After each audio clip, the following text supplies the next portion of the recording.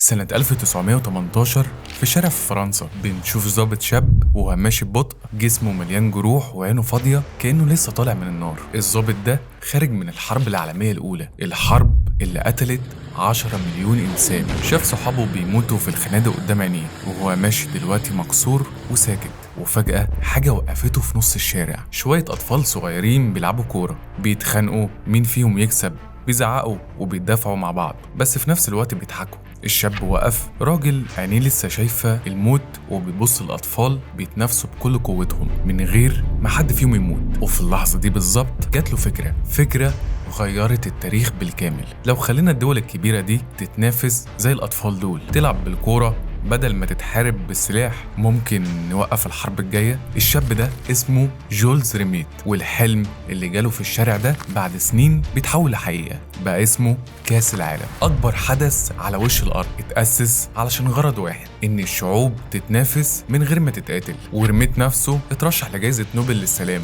دلوقتي امسك الصورة دي معاك، راجل كسرته الحرب وحلم إن الكرة هي اللي هتوقف الحرب. وبعد 100 سنة بالظبط نفس الكرة دي بقت هي الغطا اللي بتختفي ورا الحروب. الحلم ده اتقلب ازاي؟ ده اللي نعرفه النهارده. انا عبد الله طارق سيجما، واللي اتقالك نص الحكايه والنص التاني دي شغلتي. فاللي مستني يفهم ازاي الحلم ده اتقلب يدوس لايك وما ينساش يشترك في القناه، عشان الفيديو ده محدش هيعرضه لك في نشرة اخبار، ويمكن كمان محدش يتكلم عنه.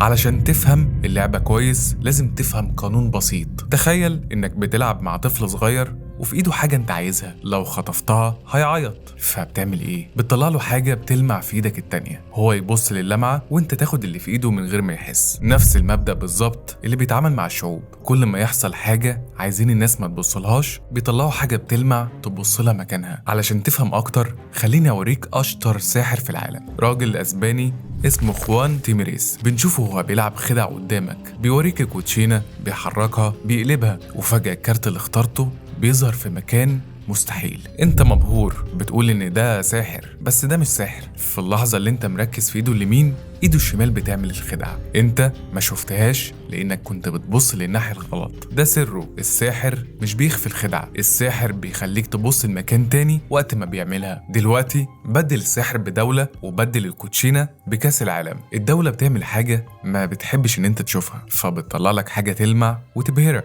وانت مبهور بتعمل اللي عايزاه من ورا ظهرك. والآلية دي ليها اسم رسمي في حالة الرياضة، اسمها غسيل الرياضة. مصطلح اتصاغ سنة 2015 وبقى منتشر سنة 2018 لما منظمة العفو الدولية بدأت تستخدمه. دولة تستخدم حدث رياضي علشان تلمع سمعتها وسط فضيحة أو جرائم ارتكبتها. ولازم أكون واضح معاك، ده مش هجوم على بلد معين، ده نمط دول كتير عملته، عرب وغير عرب. احنا مش بنحاسب دولة، احنا بنفضح عليه، وهنطبق نفس المعيار على الكل. نرجع لحلم ريميت. الحلم الجميل ده اتلوث بسرعة. أول مثال سنة 1936 أولمبياد برلين، واللي اتسمت أولمبياد النازية. هتلر وقتها كان لسه في بداية حكمه، والعالم كله كان قلقان منه. شايفين راجل بيعلن السيطرة على كل الدول اللي حواليه، وبيجهز أكبر جيش علشان المهمة دي. وفي نفس السنة دي بالظبط ألمانيا كانت بتستضيف الأولمبياد، فهتلر شاف إنها فرصة، هخلي العالم كله يجي بلدي ويشوف إزاي ألمانيا بلد نظيفة ومتحضرة، مش الوحش اللي بيتكلموا عنه.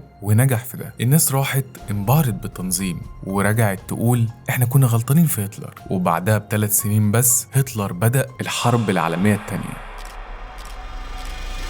الأولمبياد كانت هي الغطا اللي خلت العالم يطمن قبل الكارثة. والمؤلم إن جولز ريميت نفسه صاحب حلم السلام بالكورة كان موجود في برلين وقتها. اتصور وهو ماشي في شوارع متزينة بعلم النازية. الراجل اللي حلمه إن الرياضة توقف الحرب كان بيتمشى في أكبر استعراض استخدم الرياضة علشان تخبي التخطيط للحرب. لكن أبشع مثل جه سنة 1978، كأس العالم في الأرجنتين. تخيل ملعب مليان ب100,000 إنسان بيهتفوا وبيغنوا وبيرقصوا أسعد ليلة في حياته. وعلى بعد أقل من 2 كيلومتر من الملعب ده في مبنى تاني اسمه مدرسة الميكانيكا البحرية، بس صدقني مفهوش أي دراسة خالص. ده يا فتحي كان أكبر مركز تعذيب سري في البلد، حاجة كده زي سجن صدنايا. المكان ده مر عليه حوالي 5000 إنسان، كتير منهم اتخدروا واترموا أحياء من طيارات في المحيط، والناس اللي بتتعذب هناك كانوا بيسمعوا هتاف الجماهير وهم بيموتوا. رئيسة منظمة دي مايو قالت جملة مش هتنساها وقت ما الجمهور كان بيزعق جول. الصوت العالي ده كان بيغطي على الضحايا اللي بتتعذب، والأبشع إن الجلادين كانوا بيتفرجوا على الماتش مع ضحاياهم من نفس المكان. واحد من لاعيبة الأرجنتين نفسهم قال بعد سنين بيوجعني إننا كنا أداة التشتيت. الأرجنتين كسبت كأس العالم صح والعالم احتفل، لكن في نفس الوقت كان التعذيب على بعد أمتار. حلم ريميت اللي كان عشان السلام بقى غطى على مذبحة، ومن وقتها القايمة طويلة ودول كتير قدرت تستغل الموضوع ده. كل واحدة اتقال عليها نفس الكلام من نفس المنظمات الحقوقية. وفي 2026 جه الدور على أمريكا. دلوقتي خليني أعدلك اللي حصل في 2026 لوحدها بالتاريخ وبالمصادر ورا بعضه، وانت استنتج بنفسك. نبدأ بالأكبر، غزة.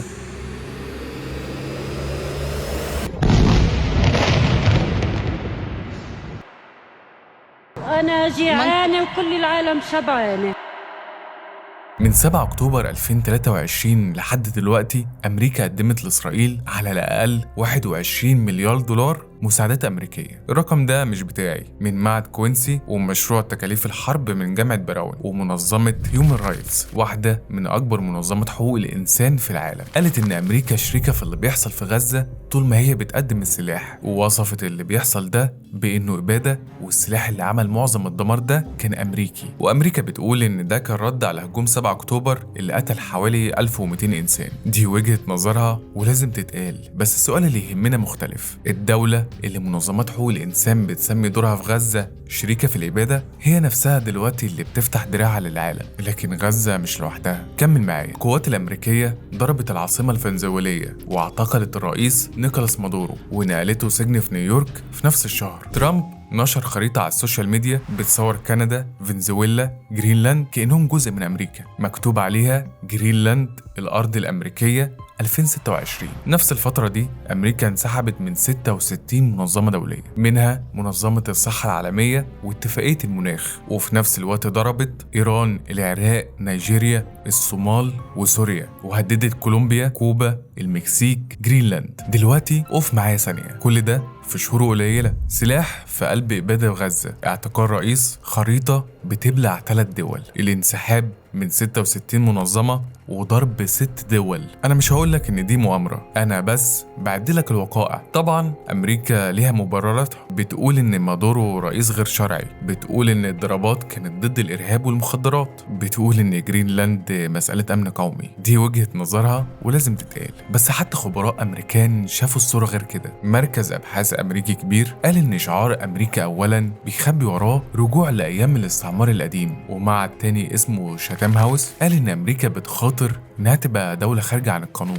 دلوقتي خليني أرجعك للفضائيين عشان هنا اللعبة بتبان. في فبراير 2026 ترامب أعلن على السوشيال ميديا فجأة إنه هيكشف عن كل ملفات الحكومة عن الحياة الفضائية. الدنيا وقتها حرفيا اتقلبت على السوشيال ميديا، الكلام بقى كله عن الفضائيين. بس خد بالك من التوقيت، الإعلان ده جه امتى بالظبط؟ حسب تقارير صحفية جه وقت ما الإدارة كانت بتواجه ضغط كبير بخصوص علاقة ترامب بفضيحة جيفري إبستين، المدير السابق للمكتب اللي مسؤول عن الظواهر دي. راجل اسمه شون، هو اسمه شون حاجة بس أنا مش عارف أشكر. يلا يا عم الحاج، احنا ناقصين لمخه في الكلام. عالم فيزياء وضابط مخابرات سابق قال جملة خليك معايا فيها. قال إن وعود ترامب بالفضائيين كان حاجة لمعة علشان تشتت الأمريكان عن الحرب مع إيران. اللي بيقول ده مش معارض ومش صحفي، ده الراجل نفسه اللي مسؤول عن الملف. وقال كمان إنه شاف سجلات الحكومة ومفيش أي مفاجآت. عشان نبقى منصفين، في ناس بتقول إن كشف الملفات دي شفافية حقيقية ومطلب قديم. ممكن يكون في جزء حقيقي، بس السؤال مش الفضائيين موجودين ولا لا، السؤال ليه دلوقتي بالظبط؟ ليه كل ما تطلع فضيحة يطلع وراها فضائيين؟ دلوقتي وصلنا للحاجة اللمعة الأكبر، أكبر كتير من الفضائيين. كأس العالم 2026 أكبر حدث على الكوكب بيتفرج عليه بالمليارات، والغريب إن أمريكا بتستضيفه في نفس السنة اللي عملت فيها كل الحاجات دي. تخيل المشهد، ديسمبر 2025 قرعة كأس العالم في واشنطن، ترامب واقف على المسرح وجنبه رئيس وزراء كندا، نفس كندا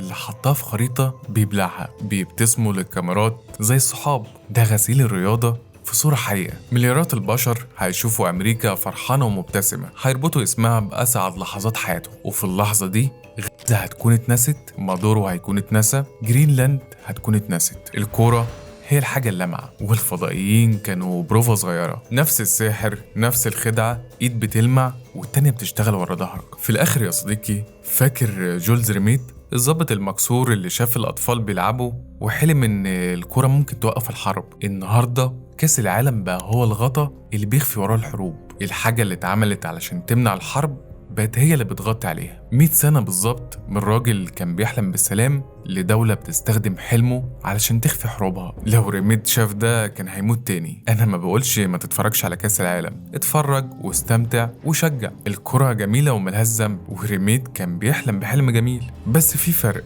بين إنك تستمتع بالحاجة اللامعة وإنك تنسى ليه هم طلعوها لك. الطفل بيبص للمعة وينسى، والإنسان الواعي بيبص للمعة وبيفتكر. تفتكر إن ورا الأضواء في قصص، وورا الهتاف ممكن يكون في صراخ زي الأرجنتين، وورا الحاجة اللامعة في حاجة حد عايزك تنساها. عينك ملكك، وقرارك إنك تبص للمعة ولا تبص للإيد التانية. وأنا ماشي لما يقولولك إن في فضائيين جايين، ما تبصش للسما، بص كمان للأرض وشوف بيحصل إيه تحت وانت مبهور. ريميت حلم ان الكرة توقف الحروب، ما حققش الحلم، بس ممكن احنا نحقق جزء منه، اننا على الاقل نفضل صحيين. قولولي في الكومنتات ايه اخر حاجة لمعة اكتشفت في النهاية انها كانت للتشتيت. وفي النهاية ما تنسوش تعملوا لايك، سبسكرايب، تشتركوا في القناة لو مش مشتركين. اللي كتب السكريبت ده عبد الله طارق اللي هو انا، واللي منتج الفيديو ده هو محمد الزغبي غني عن التعريف. يلا سلام.